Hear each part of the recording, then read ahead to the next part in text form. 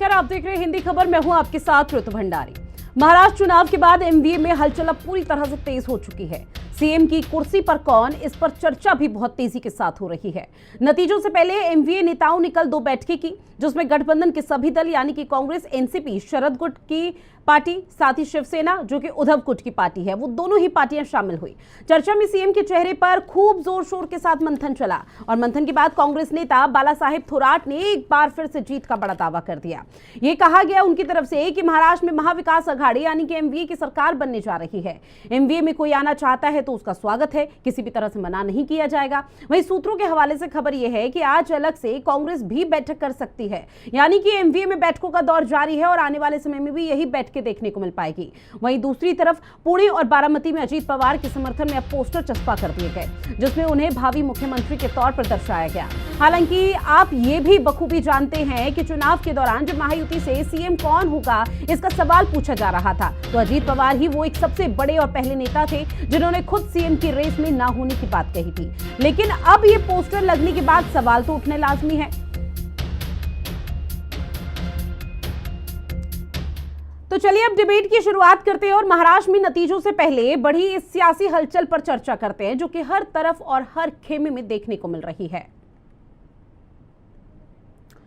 तो महाराष्ट्र में 288 विधानसभा सीटों पर चुनाव हुए थे, उसको लेकर लगातार तमाम तरह की तस्वीरें और स्थिति देखने को मिल पा रही थी। चर्चा की शुरुआत करेंगे, इससे पहले बड़ी खबर जो आ रही है वो भी आप तक पहुंचा दें। उद्धव ठाकरे ने पार्टी उम्मीदवारों से बात की है, बड़ी खबर, और पार्टी उम्मीदवारों को सतर्क रहने की हिदायत दी गई। साथ ही उद्धव ठाकरे ने ये दिशा निर्देश जारी कर दिए हैं और उनको समझाया है कि कब शिकायत दर्ज कराएं। उद्धव ठाकरे ने पार्टी उम्मीदवारों से बात की, वीडियो कॉन्फ्रेंसिंग के जरिए बातचीत हुई है। उद्धव ठाकरे ने उम्मीदवारों को सतर्क कर दिया है। उद्धव ठाकरे ने उनको समझाया कि आखिर शिकायत कब दर्ज करानी है। साथ ही चर्चा के दौरान लोकसभा का चुनाव का भी जिक्र इस दौरान किया गया। मतगणना के दौरान सावधानियां बरतने की बात कही गई है और अमूमन तौर पर ये तस्वीरें हमेशा चुनाव के बाद देखने को मिल पाती है।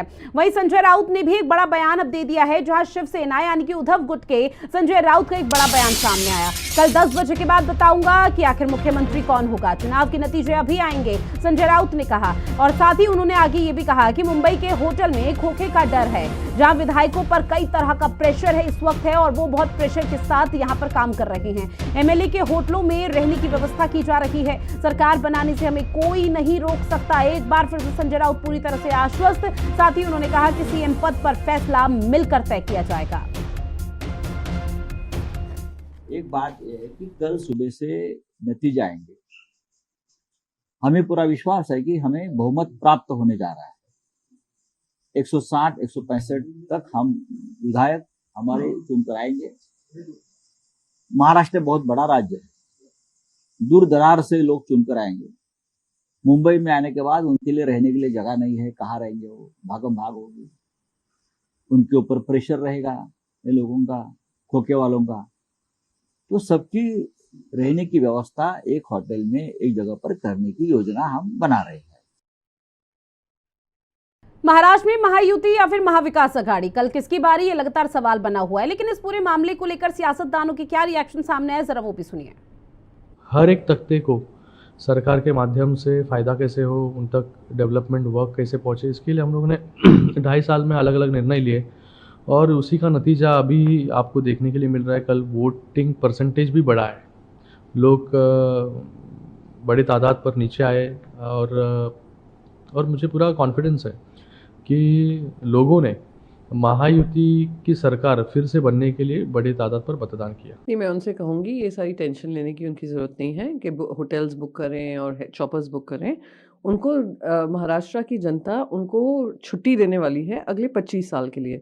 जिस तरीके से लूट मचाया है, जिस तरीके से भ्रष्टाचार हुआ है, जिस तरीके से अदानी की सरकार चली है, वो ख़त्म होने वाली है।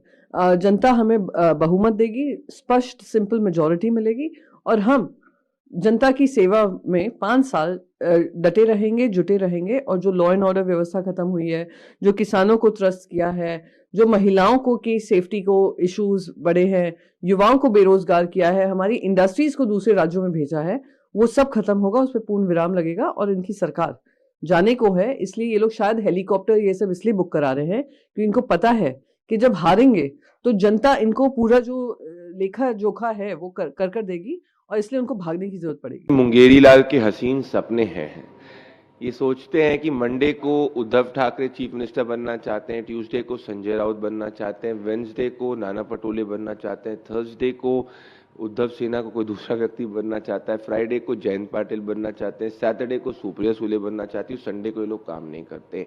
पर इनके मुंगेरी लाल के हसीन सपने ही रहेंगे, क्योंकि मौलाना सज्जाद लोमानी का जो अलायंस है, जो वोट जिहाद वाला अलायंस है, जो अभी तक हरियाणा में ये नहीं चुन पाया कि लीडर ऑफ ऑपोजिशन कौन होगा, महाराष्ट्र की जनता इनके कम्युनल एजेंडे को ध्वस्त करने वाली है और इनकी स्थिति ऐसी होगी कि ये लीडर ऑफ ऑपोजिशन क्लेम करने तक की स्थिति में नहीं रहेंगे महाराष्ट्र में। सरकार एनडीए की ही बनेगी। एक चीज तो तय था महाराष्ट्र में कि जो सारा माहौल था वो भाजपा के खिलाफ था। बटेंगे तो कटेंगे कहने वाले बांटेंगे तो जीतेंगे पे पहुंच गए, और जिस हिसाब से उन्होंने अंत में वो फेक ऑडियो क्लिप निकाला सुप्रिया सुले जी का, नाना पटोले जी का, इससे बीजेपी की घबराहट दिख रही थी। जितने भी मतदार से मैंने बात की महाराष्ट्र में, वो सब चाहते थे कि सब कह रहे थे कि सबसे बड़ी भूल कमल का फूल, और वो चाहते थे कि भाजपा दोबारा सरकार में ना आए। लेकिन मैंने ये भी देखा जिस तरह से संजय राउत जी ने नाना पटोले जी को अटैक किया। अगर एनडीए की सरकार बनती तो ये बात जाहिर है कि कांग्रेस सबसे बड़ी पार्टी होगी, सबसे बड़े दल के रूप में वे सामने आएंगे। तो अगर नाना पटोले जी चाहते हैं कि जो मुख्यमंत्री है वो कांग्रेस से आए, तो इसमें गलत क्या है? वे प्रदेश के अध्यक्ष है, वे अपने पार्टी के बारे में सोचेंगे। और इसी मुद्दे पर चर्चा करेंगे। महाराष्ट्र की सियासत है वो लड़ाई किस तरफ जा रही है। खास पैनल भी हमारे साथ जुड़ा हुआ है, जिनसे सभी का तारुफ करा दे। रत्नाकर सिंह जी हमारे साथ जुड़े हैं, जो कि बीजेपी के प्रवक्ता हैं। कांग्रेस के नेता संदीप त्रिपाठी जी भी हमारे साथ जुड़ चुके हैं, और प्रणय अजमेरा जी जो कि एनसीपी शरद गुट से प्रवक्ता है वो भी जुड़े हुए हैं। शिंदे गुट से शिवसेना के प्रवक्ता बीडी सिंह जी भी हमारे साथ जुड़ चुके हैं। बहुत स्वागत आप सभी का हिंदी खबर में। शुरुआत रत्नाकर सिंह जी आप ही के साथ, महायुति वर्सेस महाविकास अघाड़ी महाराष्ट्र की सियासत में फिलहाल ये कल किसकी बारी है? कल कौन मुख्यमंत्री के तौर पर देखने को मिल पाएगा? देखिए रितु जी, सबसे पहले तो मैं यही कहना चाहूंगा कि महाराष्ट्र की जनता को सबसे पहले मैं धन्यवाद देना चाहूंगा, जिन्होंने अपना आशीर्वाद जो है महायुति की तरफ जो दिया है। जैसा कि रुझान में भी पता चला है और हमारे इंटरनल सर्वे में भी पता चला है, और आप लोगों के तमाम एग्जिट पोल से भी पता चला है। तो हम पूरी तरह से आश्वस्त हैं कि हमें कम से कम 180 सीट जो है महायुति को मिलेगी ही मिलेगी। लेकिन सर अगर ये एग्जिट पोल एग्जैक्ट साबित नहीं हुए तब क्या करेंगे आप लोग? नहीं, ये तो देखिए, जब एग्जिट पोल में आंकड़े गलत साबित हुए हैं तब कांग्रेस के ही आंकड़े गलत साबित हुए हैं।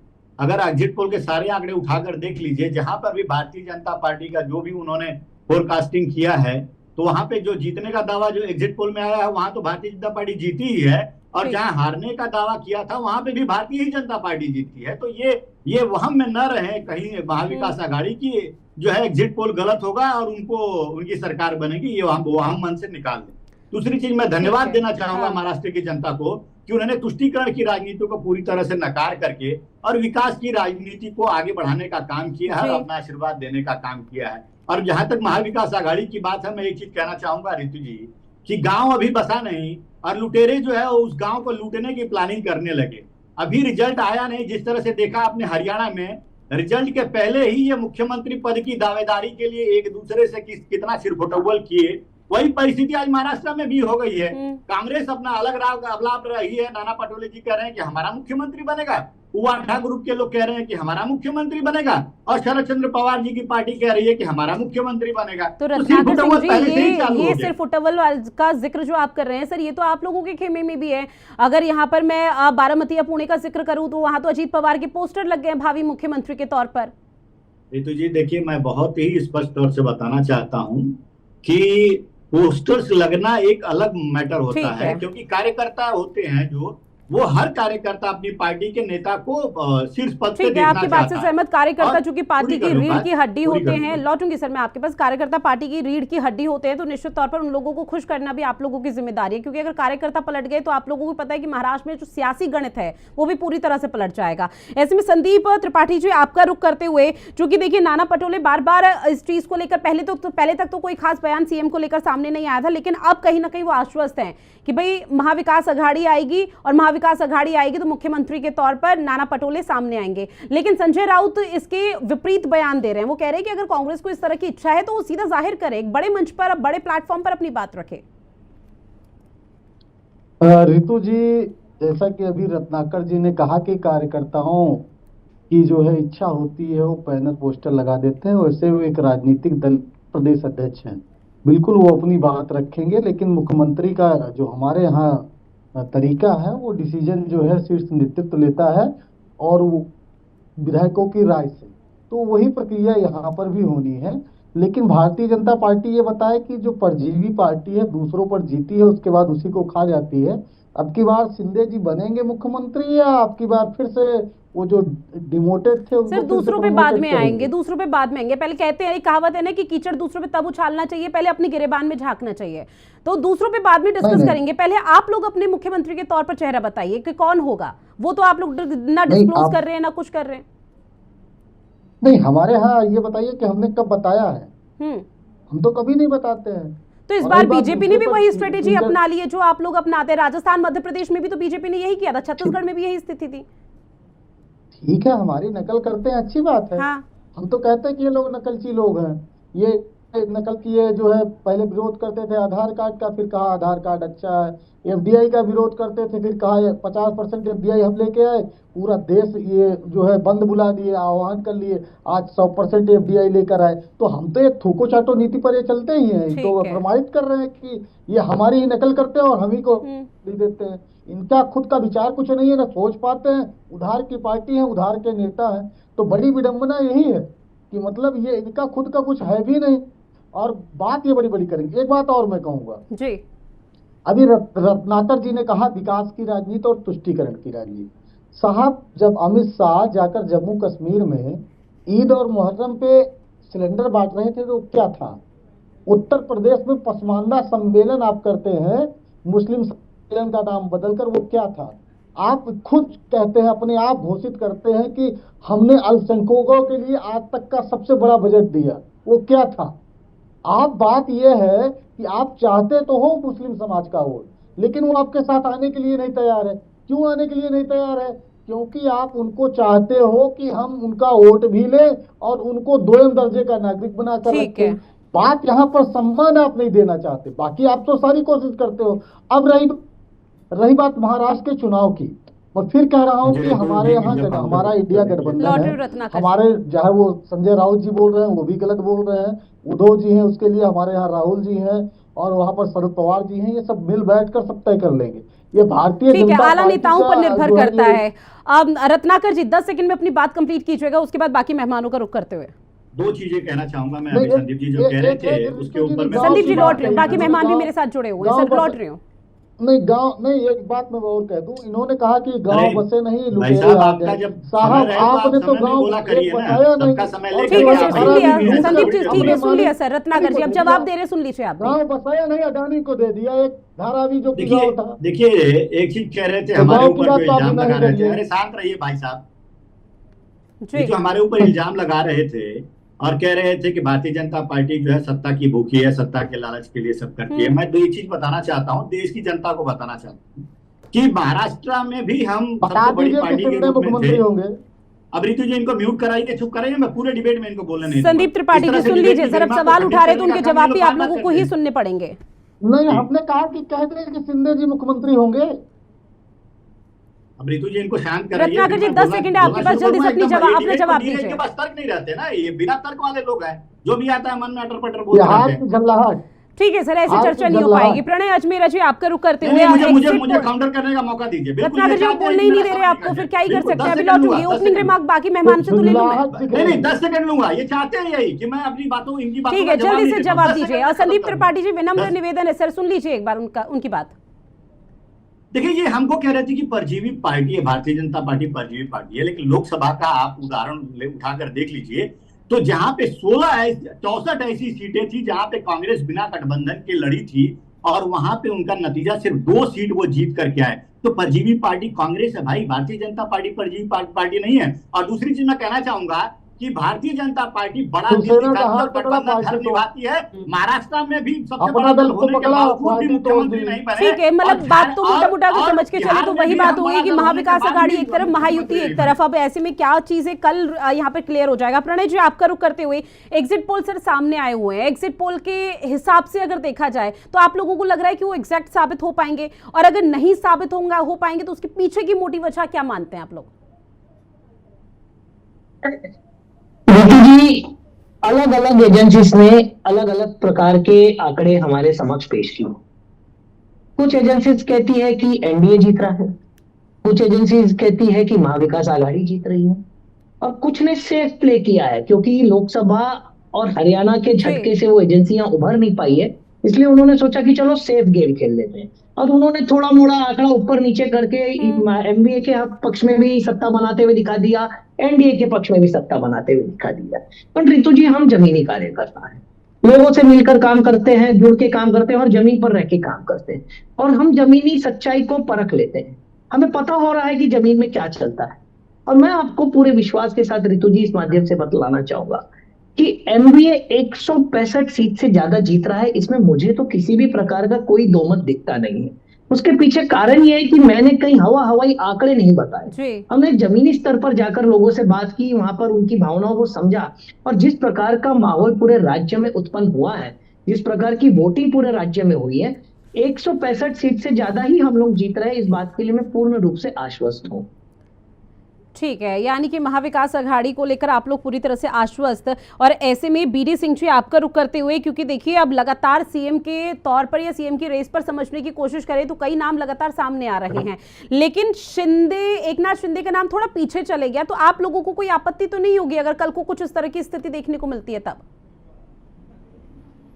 देखिए तो जी, मैं आपको ये बताऊं कि जिस समय शिंदे साहब उद्धव जी से अलग हुए थे, उस समय लोगों की ये जैसे कांग्रेस या अदर पार्टियां जो भी है महाविकास की, ये लोग का कहना था कि ज्यादा दिन चला नहीं पाएंगे, इनको ये नहीं है वो नहीं है, लेकिन उन्होंने बहुत सक्सेसफुली जिस तरह से, क्योंकि मैं माननीय एकनाथ शिंदे साहब से नियर अबाउट 25 साल से जुड़ा हुआ हूँ, पर्सनली उनके पॉलिटिक्स से भी जुड़ा हुआ, उन्होंने जिस तरह से सक्सेसफुली विदाउट कोई जो है नेगेटिव स्पीच नहीं दिया या किसी के बारे में कुछ नहीं बोला, और जो लाडली बहना योजना थी और इसको और कई योजनाओं के जो है महाराष्ट्र की जनता को काफी फैसिलिटी मिली, और जो वोट का परसेंटेज भी जो इंक्रीज हुआ है वो जो है माननीय शिंदे साहब की जो योजनाएं हैं महिलाओं की वजह से हुआ है।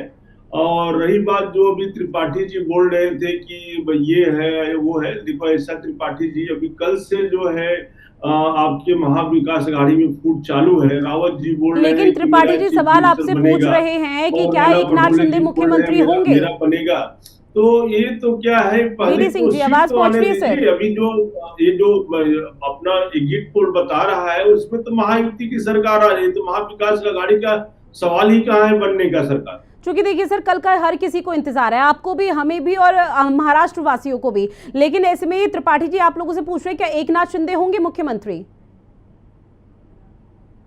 देखिए, जब ये इलेक्शन डिसाइड हुआ था तो उस समय से हाईकमान से ये बोला गया था कि ये इलेक्शन महाराष्ट्र का माननीय एकनाथ शिंदे के नेतृत्व में लड़ा जाएगा। तो जो है हम लोग बिल्कुल आश्वस्त हैं फ्रॉम द बिगिनिंग। निश्चित तौर पर एकनाथ शिंदे के नेतृत्व में बेशक से चुनाव लड़ा गया हो, लेकिन केंद्रीय गृह मंत्री अमित शाह की तरफ से भी ये मैसेज और संकेत तो जनसभा के दौरान दिए गए हैं कि चाहे कोई भी यहाँ पर कितने भी नंबर लेकर आए, संख्या बल किसी की भी पार्टी का कितना भी हो, लेकिन मुख्यमंत्री बीजेपी की तरफ से बनेगा। प्रणय जी, जल्दी से आप अपनी बात रखिए, उसके बाद संदीप त्रिपाठी जी आपका रुख करूंगे। ऋतु जी, मुख्यमंत्री पद की बात आप मेरे शिवसेना के मित्र से कर रहे हैं। मैं और संदीप भाई मैं आपकी तरफ से भी बात कर लेता हूं। मैं और संदीप भाई इस डिबेट में पूर्ण रूप से शांत रहने के लिए तैयार है। आप हमसे कोई भी प्रश्न मत पूछिएगा, कोई भी उत्तर मत पूछिएगा, पर आप भाजपा के प्रवक्ता और शिंदे जी साहब की प्रवक्ता से आपस में चर्चा करा लीजिए कि कौन मुख्यमंत्री होगा।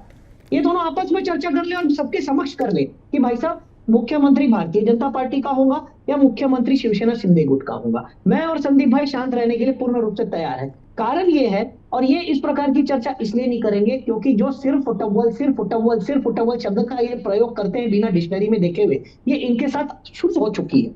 इन्होंने शिंदे साहब को तो 2.5 साल मुख्यमंत्री रहने दिया, पर अब ये अपने भाजपा के साथ हमेशा से परेशानी ये रही है कि ये अपने एली पार्टनर्स को कभी भी आगे जाते हुए नहीं देखना चाहते। अगर एली पार्टनर आगे जाता है तो इनके पेट में दर्द होना शुरू हो जाता है, और वो दर्द बहुत दिनों से दिख रहा है और झलक रहा है, जबान से भी झलक रहा है, चाल चलन चरित्र से भी झलक रहा है। और इसलिए मेरा अनुरोध है कि ये दोनों भाई हमारे सामने इस बात की चर्चा कर ले कि मुख्यमंत्री भारतीय जनता पार्टी का होगा। ठीक है सर, संदीप त्रिपाठी जी भी अपनी आप भी अपनी बात रखिए, हमें भी पता चल जाएगा। ये हमसे पूछते रहते हैं कि मुख्यमंत्री कौन होगा, ठीक है।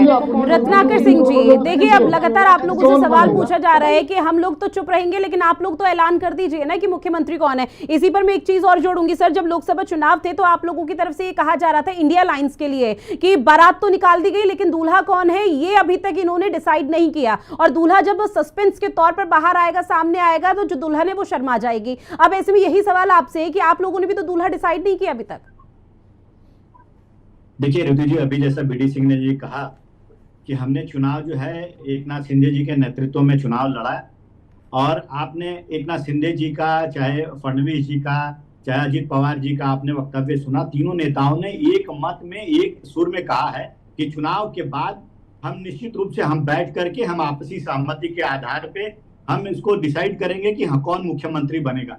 ये चुनाव के रिजल्ट के बाद की प्रक्रिया है। लेकिन आज सुनिए, आज परिस्थिति ऐसी है कि चुनाव के पहले किसके नेतृत्व में महाविकास आघाड़ी चुनाव लड़ी ये तो पता ही नहीं था, और चुनाव का होने के बाद आज देखिए किस तरह से सिर्फ फुटबॉल चल रहा है। उद्धव ठाकरे जी दिल्ली से लेकर गली तक अपने आप को मुख्यमंत्री पद का दावेदार घोषित करवाना चाह रहे थे, हो ही नहीं पाया। अभी आप देख लीजिए, नाना पटोले जी अपना अलग से ही कह रहे हैं कि हम सबसे बड़ी पार्टी रहेंगे तो हमारा मुख्यमंत्री होगा, तो सिर्फ फुटबॉल तो इनके बीच में है। रत्नाकर सिंह जी, देखिए बखूबी आप भी समझते हैं महाराष्ट्र की सियासत को। 288 सीटों पर लॉटरी संदीप जी, विधानसभा चुनाव हुए उसके बाद से अलग अलग तरह की तस्वीरें सामने आ रही थी। बेशक से सिर्फ फुटबॉल जिसका आप जिक्र कर रहे हैं वो यहाँ पर देखने को मिल रहा हो महाविकास आघाड़ी में, लेकिन कमी सर आप लोगों की तरफ से भी नहीं छोड़ी गई। आप लोगों की तरफ से भी कई ऐसे यहाँ पर सीधा फेरिस्त सामने नजर आ रही है। बस फर्क इतना है कि शायद उन लोगों, वो लोग सामने आके बयान दे रहे, नाराजगी जता रहे, आप लोग नहीं दे रहे। संदीप जी, नहीं हमारे यहाँ देखिए, हमारे ठीक है सर, ठीक है, संदीप त्रिपाठी जी अपनी बात रख रहे हैं। अभी बात कही गई कि एकनाथ शिंदे जी के नेतृत्व में चुनाव लड़ा गया, और सीटें 158 कौन लड़ा महाराष्ट्र में? भारतीय जनता पार्टी। मतलब अगर किसके नेतृत्व में चुनाव लड़ा गया, सुन लीजिए सर, सुन लीजिए, एकनाथ शिंदे जी के ऊपर, और जीत गए तो मुख्यमंत्री वो डिमोटेड वाले, वो चक्की पीसिंग वाले फिर से बनाए जाएंगे। मतलब गजब की बात है भाई, चित भी मेरी पट भी मेरी। आप क्या मतलब। और रही बात, अभी हमारे बीडी सिंह जी ने कहा कि हमने बड़ा बढ़िया सरकार चलाया। अब कोई बच्चा घर से गहना चोरी करके भाग जाएगा और पुलिस के पास जाएगा और पुलिस उसको बचाएगी, तो जाहिर सी बात है पुलिस के छल में रहेगा, वो कहाँ जाएगा भाई? बच के जाएगा कहाँ? बच के जाओगे तो चोरी की हो जेल भेज दिए जाओगे। तब शिंदे जी जेल तो नहीं जाना चाहते थे, विकल्प क्या था शिंदे जी के पास? जाहिर सी बात है उनको अडानी को माल दे, धारावी कहा, भाजपा ने धारावी दो, भाजपा ने दिया, और शिंदे ने दे दिया। उन्होंने कहा ये प्रोजेक्ट उठा के गुजरात ले जाना, शिंदे ने कहा मालिक बिल्कुल ले जाओ। कम से कम 10 बड़े प्रोजेक्ट महाराष्ट्र के उठाकर गुजरात या अन्य भाजपा शासित में चले गए, लेकिन शिंदे एक शब्द नहीं बोल पाए, इसीलिए नहीं बोल पाए क्योंकि अब चोरी की है। ठीक है संदीप जी, रत्नाकर जी लौट रहे हो, प्रणय जी बहुत देर से कुछ कहना चाहते हैं। प्रणय जी। रितु जी, जब मैंने ये बात रखी कि भारतीय जनता पार्टी और शिंदे सेना के प्रवक्ता आपस में बात करके हमें बतला दे कि मुख्यमंत्री का उम्मीदवार कौन है या कौन होने जा रहा है। सर ये तो सवाल अभी तक लगातार बना हुआ है, और शायद ही आने वाले समय तक सवाल पर सवाल बना रहेगा। लेकिन अब 23 नवंबर यानी कल तक का इंतजार किया जा रहा है, कब इस पूरे मामले से सस्पेंस जो अभी बरकरार है उस पर पर्दा उठेगा। बहरहाल माफी के साथ आप सभी से मैं क्षमा चाहती हूँ क्योंकि मुझे चर्चा को यहीं खत्म करना होगा। आप सभी मेहमान हमारे साथ जुड़े, चर्चा की, उसके लिए आप सभी का बहुत शुक्रिया।